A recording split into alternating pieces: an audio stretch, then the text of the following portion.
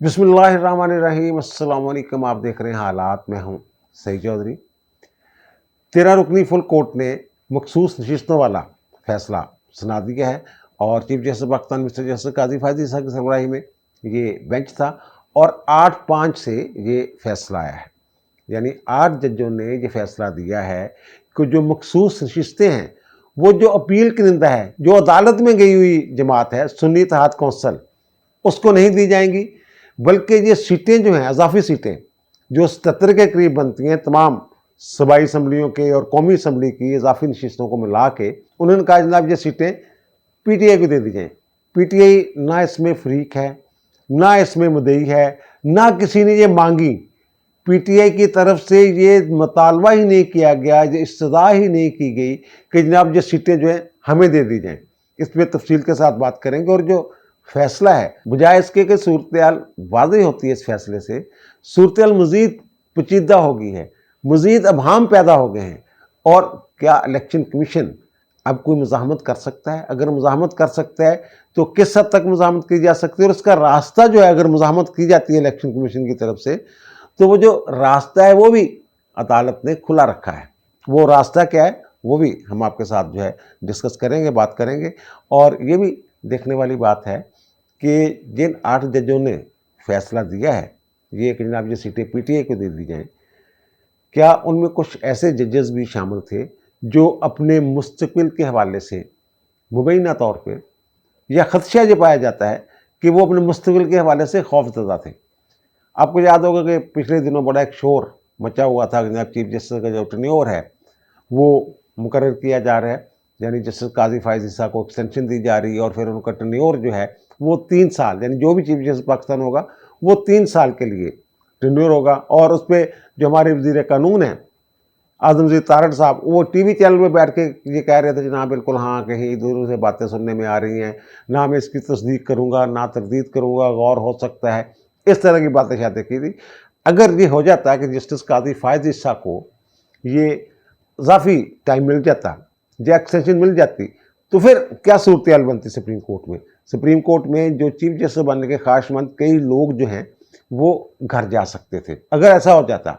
वैसे तो आजमज़ीर तारड़ ने पहले भी कहा था, मैंने भी खबर दी थी कि चीफ जस्टिस काजी फायद ईसा ने कहा है कि मुझे एक्सटेंशन वाले मामले में कोई दिलचस्पी नहीं है, मैं एक्सटेंशन नहीं लूँगा। तो अब आजमज़ीर तारड़ ने भी खुल के ये बात कर दी है कि जब जुडिशल कमीशन का अजलास हो रहा था तो मुझसे पूछा गया वहाँ स्पेशल कि ऐसी बातें सुनने में आ रही हैं कि एक्सटेंशन वाली बातें, तो आप ये वादे करें, बताएं क्या हो सूरत हाल है। तो मैंने वहाँ कहा था जनाब ऐसी कोई कबीना के इजलास जुलूस में या हमारे कहीं कहीं किसी जगह पे नहीं हो रही, लेकिन इधर बातें हो रही है, ऐसा कोई प्रोग्राम नहीं है सरदर्द। तो इस पर चीफ जस्टिस ने कहा कि बड़ी अच्छी बात है, आप ऐसा नहीं कर रहे, तो अगर कर भी देते तो मुझे इसमें कोई दिलचस्पी नहीं है, यानी मैं एक्सटेंशन नहीं लूँगा। ये सूरत हाल थी। अब जस्टिस काजी फायद ईसा इसी साल 26 अक्टूबर को अपने ओहदा से रिटायर्ड हो रहे हैं, चीफ जस्टिस के ओहदा से। तो उनके बाद चीफ जस्टिस बनना है मिस्टर जस्टिस सैयद मंसूर अली शाह साहब ने, क्योंकि सीनियर मोस्ट वही है और आइन में यही लिखा हुआ है कि सीनियर मोस्ट जज जो होगा सुप्रीम कोर्ट का उसे चीफ जस्टिस पाकिस्तान मुकर्रर किया जाएगा। तो अगर काजी साहब को 3 साल मजीद मिल जाते आइन में तरमीम करके, तो फिर काजी साहब ने जो 26 अक्टूबर 2027 तक चीफ जस्टिस रहना था अगर तरमीम हो जाती। और काजी साहब कह चुके होंगे मैं ये एक्सटेंशन देने के लिए तैयार नहीं हूँ। तो फिर भी जस्टिस सैयद मंसूर अली शाह साहब जो हैं वो उस वक्त जज होते सुप्रीम कोर्ट के, और उनकी रिटायरमेंट की उम्र जैसा कि मैंने बताया कि 27 नवंबर 2027 है, तो वो ज़ाहिर है फिर वो अगर 1 महीना भी होता, सीनियर मोस्ट वही होते, तो उन्हें भी 3 साल जो अगर टेन्योर मुकर्रर कर दिया जाता चीफ जस्टिस का, तो उन्होंने भी 3 साल इस ओहदे पर रहना था। लेकिन फिर भी ये बातें क्यों हो रही हैं कि ये खौफजदा होके फैसला दिया गया है। और फिर ये हुआ ये है ना कि जो मखसूस अजाफी नशिस्तें हैं जो कौमी असम्बली में है 21-22 नशिस्तें, अगर वो हुक्मरान इत्तेहादियों को मिल जाती तो फिर उनके पास 2/3 अक्सरियत जो है वो आ जाती है। इस वक्त 209 नशिस्तें उनके पास मेरे ख्याल, तो फिर वो मुलाम लू के 228 चाहिए 2/3 के लिए, उससे भी 231 के करीब उनके पास जो सीटें हैं ना वो बनती हैं हुक्मरान इत्तेहादियों के पास, वो अपनी मर्जी के साथ आइन में तरमीम कर सकते थे। फिर वजह क्या हुई और उसके आगे अगर ये सैयद मंसूर अली शाह साहब को 3 साल मिल जाते तो उन्हीं के टेन्योर में जस्टिस मुनीब अख्तर साहब जो हैं ये रिटायर हो जाते, घर चले जाते, क्योंकि उनके जो रिटायरमेंट की उम्र है वो 13 दिसंबर 2028 है। अब मुनीब अख्तर साहब भी ज़ाहिर है वो तरमीम नहीं हो सकती, तो मंसूर साहब के बाद 2027 के बाद ये मुनीब अख्तर साहब बनेंगे और 13 दिसंबर 2028 तक ये चीफ जस्टिस रहेंगे। इसके बाद जस्टिस याहिया अफरीदी साहब हैं। याहिया अफरीदी साहब ने जो है वो 8 जजों से इख्तिलाफ किया है। उन्होंने ये कहा है कि नहीं, ये सीटें जो है नहीं मिल सकती इनको, सुन्नी इत्तेहाद कौंसिल को भी नहीं मिल सकती, पीटीए को भी नहीं मिल सकती। उन्होंने दरखास्तें मुस्तरद की हैं और उन्होंने ये बात भी की है कि जनाब जो लोग जिनके नोटिफिकेशन हो गए थे और उन्होंने हलफ उठा लिया था इजाफी नशिस्तों पे, तो वो उनका एक राइट बन चुका हुआ है, वो तो इसमें फ्री की नहीं है, वो तो हमारे सामने नहीं है, उनको सुने बगैर हम कैसे फैसला कर सकते हैं। अगर वो हमारे सामने होते तो ये हम कह सकते थे कि देखो ना, सुन्नी इत्तेहाद कौंसिल तो सब ने माना है कि कोई सियासी जमात ही नहीं है पार्लियामेंट के अंदर, इन्होंने भी ये माना है जो 8 जज हैं जिन्होंने ये फैसला दिया है। तो वो कहते हैं जनाब फिर कहा जा सकता था इलेक्शन कमीशन को कि जनाब आप दोबारा जायज़ा ले लें इसको मामले का, तो वो कहते हैं वो तो हमारे सामने तो ये उन्होंने टेक्निकल ग्राउंड पे ये अड़ाया है। तो अगर मंसूर अली शाह साहब के दौर में मुनीब अख्तर फारग हो जाने थे और याहिया अफरीदी साहब अगर तरमीम हो जाती तो फिर वो चीफ जस्टिस होने थे 3 साल के लिए, और जब उन्होंने 3 साल के लिए होना था सर फिर जस्टिस आयशा मलिक उन्होंने भी निकल जाना था उन्हीं के दौर में 3 साल टेन्योर में, और शाहद वहीद साहब जो हैं उन्होंने भी फारग हो जाना था इसी दौरान, क्योंकि आयशा मलिक साहबा जो हैं वो 6 जनवरी 2031 को रिटायर होने वाली हैं, और फिर जो शाहद वहीद साहब हैं वो 11 नवंबर 2031 को अपने ओहदे से रिटायर होने वाले हैं। तो इनकी बारी ना आती, यानी कि और जो मंसूर अली शाह साहब हैं इसके हवाले से बहुत सारी बातें ऐसी हैं कि जो ऐसी एक्स्ट्रा ऑर्डनरी आइनी अमेंडमेंट्स होती हैं, तरमीम होती हैं गैर मामूली, तो उनके बारे में हमेशा एक शुबा रहता है कि हो सकता है आने वाली जो हुकूमत है वो उसमें तरमीम कर दे, तरमीम वापस ले ले, तो फिर क्या होगा। ये माजी में ऐसे हो चुका हुआ है। जब अरशाद हसन खान साहब चीफ जस्टिस पाकिस्तान थे तो उनके रिटायरमेंट के बाद जो आइन में तरमीम करके मुशर्रफ साहब ने, और उन्होंने जो इनकी उम्रें थी रिटायरमेंट की एलएफओ के ज़रिए उन्होंने उसमें इजाफा कर दिया था, और फिर उस इजाफे के नतीजे में जो शेख रियाज साहब हैं वो चीफ जस्टिस जो उनका टेन्योर था उसमें इजाफा हो गया था। अगर इजाफा ना होता तो शेख रियाज के बाद मुनीर शेख साहब ने चीफ जस्टिस पाकिस्तान बनना था, लेकिन जब उम्रों में इजाफा किया गया तो फिर शेख रियाज साहब का टेन्योर जब लंबा हो गया तो बाद में जब ये आइन बहाल हुआ है तो फिर हुआ ये 2002 में इन्होंने ये वापस ले ली, उम्रें जो है वापस पुरानी सत्ता पे आ गई। तो फिर जो वो तो घर चले गए शेख रियाज साहब, साथ ही मुनीर शेख साहब भी घर चले गए। वो जो उनका पीरियड था वो बीच में ही खप गया, वो शेख रियाज साहब के खाते में चला गया, वो उसको पूरा कर गए और मुनीर शेख साहब चीफ जस्टिस नहीं बन सके थे। तो इसी तरह जो मैंने कहा ना गैर मामूली तरमीम होती हैं उनमें ये खदशा मौजूद होता है कि आने वाली हुकूमत जो है वो तरमीम वापस ना ले ले, तो फिर काजी साहब का दौर पूरा हो जाता, तो फिर वो कोई आने वाला जो था वो आता और आके वापस ले लेता तरमीम को, नहीं पार्लियामेंट आ जाती, तो मंसूर अली शाह साहब जो हैं ये तो घर चले जाते। तो ये इस तरह की सूरत हाल, जो इस तरह के खौफ पता ये चल रहा है बज़ाहिर इस तरह के खौफ थे या खदशात थे, ये भी कहा जा रहा है कि एक वजह हो सकती है इस फैसले, लेकिन इस हवाले से कोई शवाहत तो है नहीं, ये तो सिर्फ खदशात की बुनियाद पे बात की जा रही है। और दूसरी जो बात है, जो फैसला आया है उसमें इन्होंने, मैंने पहले अर्ज़ किया कि जनाब ये आज तक नहीं हुआ इस मुल्क की तारीख में कि जनाब वो पार्टी जो फ्री की नहीं है, वो मांगा ही नहीं, उन्हें दरखास्त ही नहीं दी उन्होंने कि जनाब ये पीटीए की सीटें हैं, पीटीए को दी जाएं। इसके बावजूद ये फैसला दिया गया, जो मांगने आए थे, जिन्होंने पेशावर हाई कोर्ट से रजू किया, पेशावर हाई कोर्ट से उनकी दरखास्त मुस्तरद हुई, फिर वो अपील में आए सुन्नी इत्तेहाद कौंसिल वाले, उनको कुछ नहीं मिला, नहीं ये पीटीआई की सीटें हैं और जनाब 80 लोग हैं।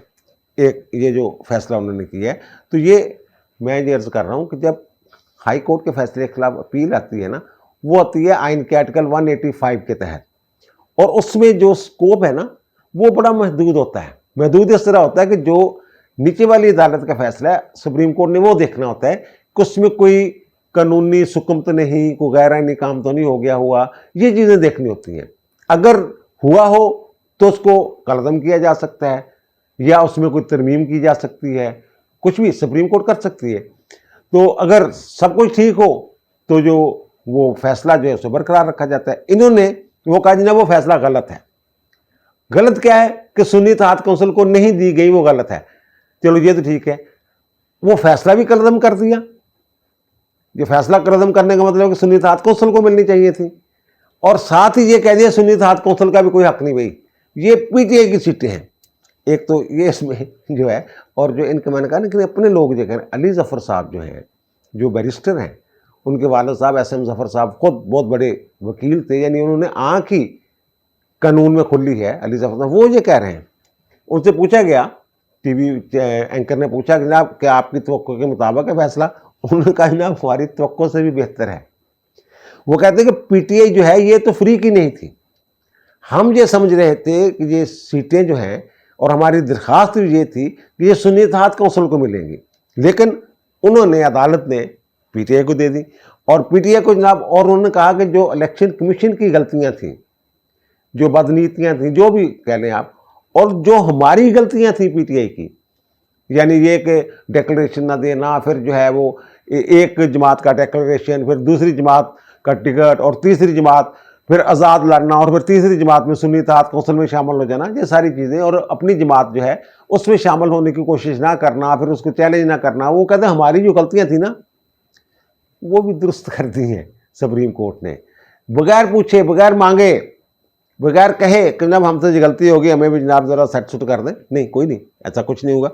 और फिर इसमें 185, ठीक है, आइन के आर्टिकल 187 में ये लिखा हुआ है कि सुप्रीम कोर्ट इंसाफ की मुकम्मल फराहमी के लिए कोई भी हुक्म जारी कर सकती है। अगर इस मामले को, जो अपील का मामला था, इसको 187 में लेके जाना था, तो फिर ये जो बातें हैं, ये जिन्होंने फैसला दिया है, क्या ये डिस्कस हुआ है? अटॉर्नी जनरल जो है उसको नोटिस हुआ है? बगैर नोटिस, बगैर सुनवाई का मौका दिए ये कर दिया गया। और फिर जो याहिया फरीदी साहब ने जो बात की है कि वो जो अकलियती जिनका हक बन गया हुआ था, जिनका नोटिफिकेशन हो गया था, जिन्होंने हलफ उठा लिया, सिर्फ पेशावर के अलावा, ये यानी केपी असम्बली के अलावा, सवाई असम्बली के अलावा तमाम असम्बलियों में और कौमी असम्बली में वो तो हलफ हो गया हुआ था। वो तो पेशावर हाई कोर्ट के फैसले के खिलाफ जब सुन्नी इत्तेहाद कौंसिल की अपील आई है सुप्रीम कोर्ट में, और जस्टिस सैयद मंसूर अली शाह साहब, जस्टिस अतर मिनल्ला साहब और जस्टिस मोहम्मद अली मदद साहब पर मुख्तलिफ बेंच ने जब उसकी इब्तदाई समाअत की और बाकायदा जो अपील है समाअत के लिए मंजूर की है, और फिर जो कमेटी है supreme court practice and procedure act के तहत बनी हुई उसको भेजी है सिफारिश के साथ कि जनाब इस पर लार्जर बेंच बनाया जाए। उस कमेटी ने फिर फुल कोर्ट बना दी 13 रुकनी। मसरत हलाली साहबा जो है वो बीमार थी उन दिनों, तो 14 टोटल जज थे। तो वो उसके बाद उनकी जो रुकनीत है, जो अजाफी मखसूस रिश्तों वाले लोग हैं, वो मुअत्तल हुई है। अब सवाल ये भी पैदा होता है कि जो लोग जो हैं वो चेयरमैन, सेनेट, सदर, इधर उधर बहुत सारे इलेक्शन जो हुए हैं, उनमें जो वोट दिया तो उसकी क्या पोजीशन है? तो वो जनाब पास्ट एंड क्लोज ट्रांजैक्शन जो है ना, यानी चैप्टर क्लोज है, वो जो हो गया वो हो गया, वो उसको नहीं छेड़ा जा सकता अब। और दूसरी जो बात इन्होंने की है कि 187 में अगर मैंने अर्ज किया जाना था तो फिर वो नोटिस कर दे, तो कोई नोटिस नहीं किया, कुछ नहीं हुआ। और दूसरी जो इन्होंने बात की है कि जनाब ये जो लोग हैं ना, 80 लोग ये मफरूज़ा है कि वो तमाम के तमाम लोग जो वो पीटीआई के हैं। और पीटीआई कौन सी पीटीआई? और ये कह रहे हैं, इन्होंने हुक्म जारी किया है, एक टाइमलाइन दे दी है, उसमें ये कहा है कि जो वहाँ एक लिस्ट पेश की गई जिनमें 39 लोग जो हैं वो ये कहते हैं, उनका डिक्लेरेशन था वाबस्तगी का सियासी जमात के साथ कि जनाब हम पीटीआई के हैं, हमारी वाबस्तगी पीटीआई के साथ है। तो उन्होंने कहा जनाब उनको तो पीटीआई का मान लें, ओके कर दें, इलेक्शन कमीशन को कहा है। बाकी 41 लोग जो हैं, जो 80 लोगों की लिस्ट आई थी ना कि जनाब ये पीटीआई वाले हैं, 80 लोगों में से 41 लोग जो हैं उनका जो डिक्लेरेशन है वो है आज़ाद, कि हम आज़ाद हैं, किसी के साथ कोई ताल्लुक नहीं है। तो वो ये कहते हैं कि ये 41 लोग जो हैं, अब जो 39 वाली बात है, जिन्होंने डिक्लेरेशन वो दिया हुआ था डिक्लेरेशन कि हम जनाब पीटीआई के हैं, लेकिन उनको सिंबल नहीं मिला तो उनको आज़ाद डिक्लेयर कर दिया इलेक्शन कमीशन ने। और ये भी कहा जा रहा है जनाब इलेक्शन कमीशन ने जनाब गलत तशरीह की, तो वो कहते हैं हमने क्या गलत तशरीह की है? हमने कोई गलत तशरीह नहीं की।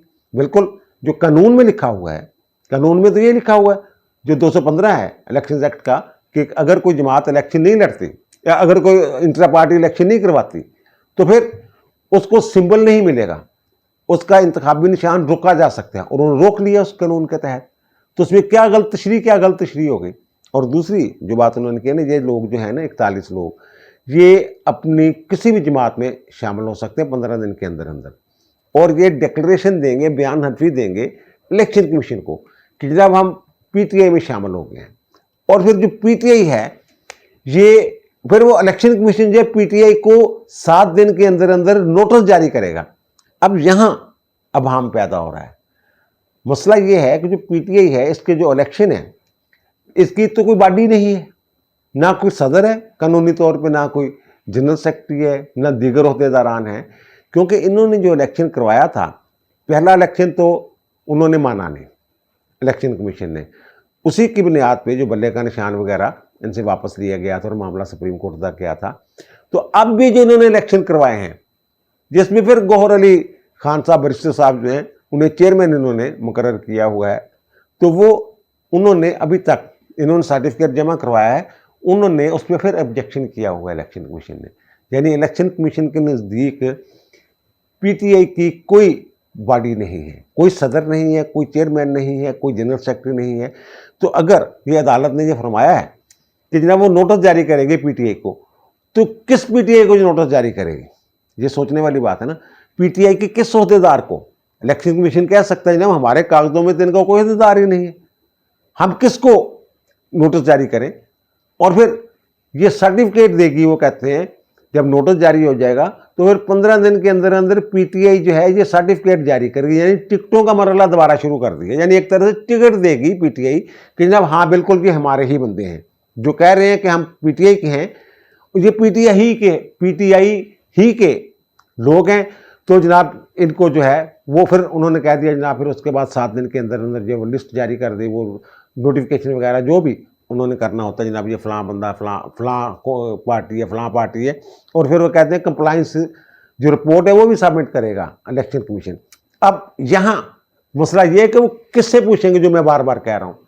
तो वो फिर इन्होंने एक जो रास्ता खुला रखा है ना, रास्ता खुला ये रखा है कि जनाब अगर कोई मसला पैदा होता है, अभाम पैदा होता है, कोई वजाहत की ज़रूरत पड़ती है इलेक्शन कमीशन को या पीटीआई को, बाकी लोगों को नहीं, अगर कोई अभाम पैदा होता है तो फिर वो दरख्वास्त देंगे 8 जजों को जिन्होंने ये अक्सरियती फैसला, और वो अपने चैम्बर में फिर उसका फैसला करेंगे। अब वो देंगे जनाब कि हम किसको नोटिस दें, इनकी तो बॉडी कोई नहीं हमारे कागजों में इलेक्शन कमीशन, तो ये कहेंगे जनाब वही बॉडी है जो सर्टिफिकेट जमा हो गया ना वही। यानी रास्ता खुला रखा कि पीटीआई वाले जो हैं इनके जो इलेक्शन हैं जिनको अभी तक माना नहीं जा रहा वो भी ओके कर देंगे ये। अब देखने वाली बात यह है कि इलेक्शन कमीशन क्या मौक़िफ़ इख्तियार करता है और किस हद तक मुज़ाहमत करता है इस फैसले की।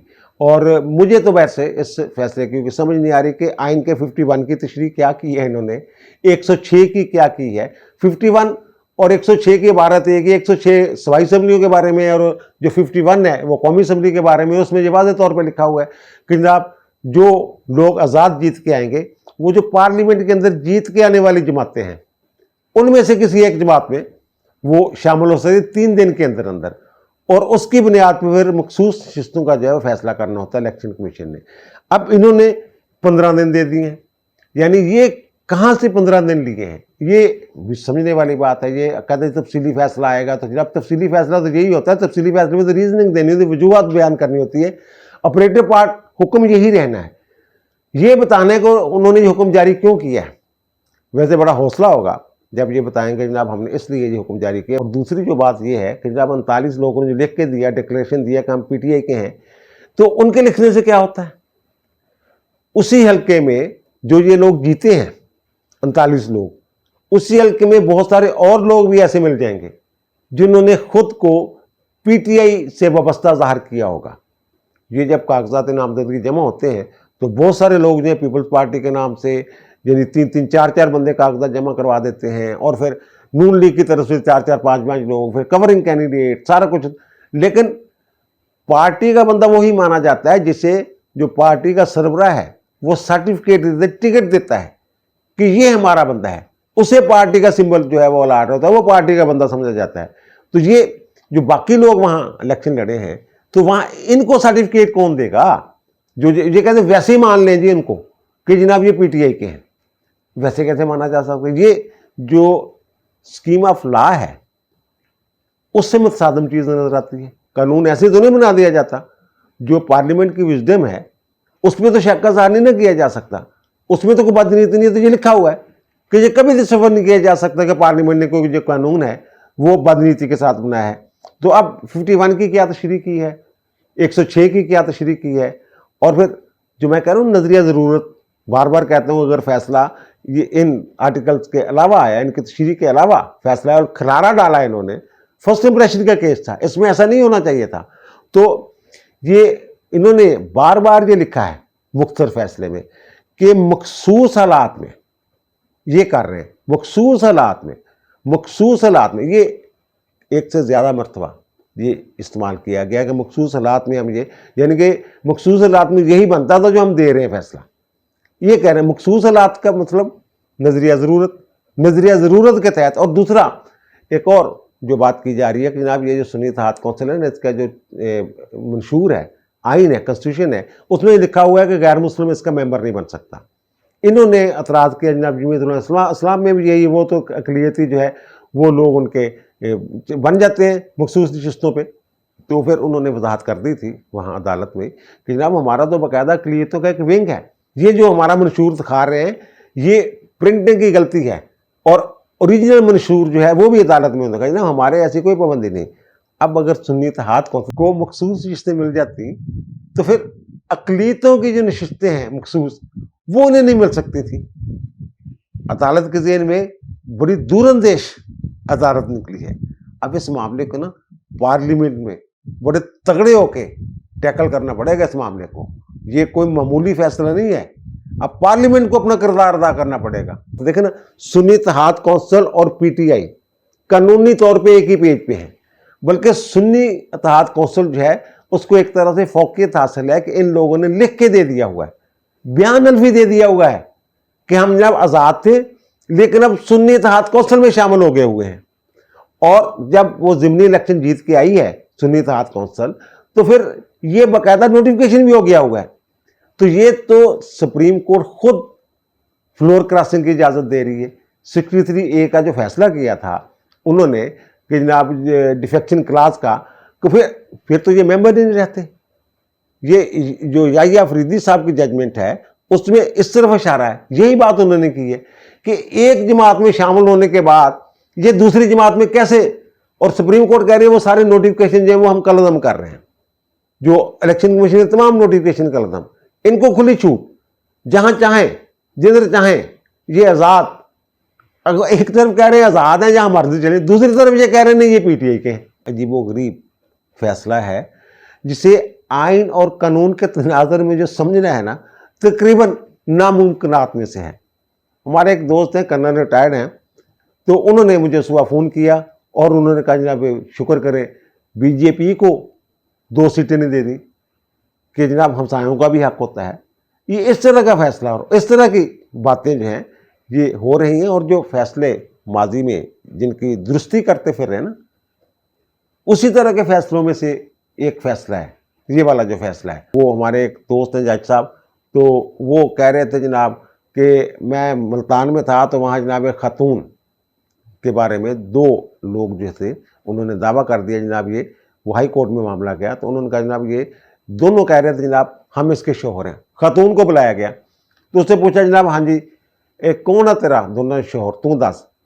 उनके ना ए वे ना ए वे, ये दोनों ही नहीं, और जो पीछे बैठा ना वो मेरा शोहर है।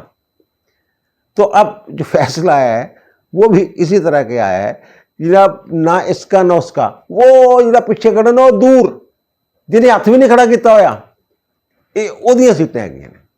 बहरहाल आने वाले वक्तों में इस फैसले के बारे में वही राय होगी जो जुल्फ़िकार अली भुट्टो केस में आई, जो 63A के हवाले से आई, जो PCO के बारे में, जो नज़ीर ज़रूरत के बारे में फैसले हैं, उनके लिए जो राय है, खुद सुप्रीम कोर्ट की जो राय है, रिपेंट किया था इन्होंने नजरिया ज़रूरत को ना, माजरत की थी ना, तसव्वुफ का अफसोस का इजहार किया था ना कि जब हमने माजी में जो फैसले दिए तो वो अफसोस है हमें उन पर। तो ये जो फैसला है इसके हवाले से भी ये मैं बड़े वसूख के साथ बात कर रहा हूँ। वैसे बहुत फिट केस है ये, नज़रसानी के लिए बहुत फिट केस है, लेकिन नज़रसानी इन्हीं चीज़ों ने करनी है ना, तो क्या फ़ायदा होगा नज़रसानी फाइल करने का। बहरहाल फाइल करें, उसका ये हो सकता है जनाब डिले करने के लिए वो काम आ सकती है, लेकिन इन्होंने मेंटेनेंस कितना जितना फैसला किया, मेंटेनेंस कितना जिन्होंने नज़रसानी उड़ा के वो मारनी और इलेक्शन में ले आओ जी कंप्लाइंस रिपोर्ट ले आओ जनाब की ये वहाँ में ऐसे कानून और आइन के मुताबिक थोड़ा उन्होंने कहना वो जो मर्जी कहते रहे इलेक्शन कमीशन या इलेक्शन नहीं कराने के नहीं जो सर्टिफिकेट किया मान ला उन्होंने ओके कर दे बस ठीक है इन्होंने दे दो सीटा। इस तरह का फैसला जनाब। अब दीजिए मुझे इजाज़त, इंशाअल्लाह दोबारा मुलाकात होगी नए भी इलाक़ के साथ। अल्लाह ताला आप पर, मुझ पर, हम सब पर मेहरबान रहे। अल्लाह हाफ़िज़।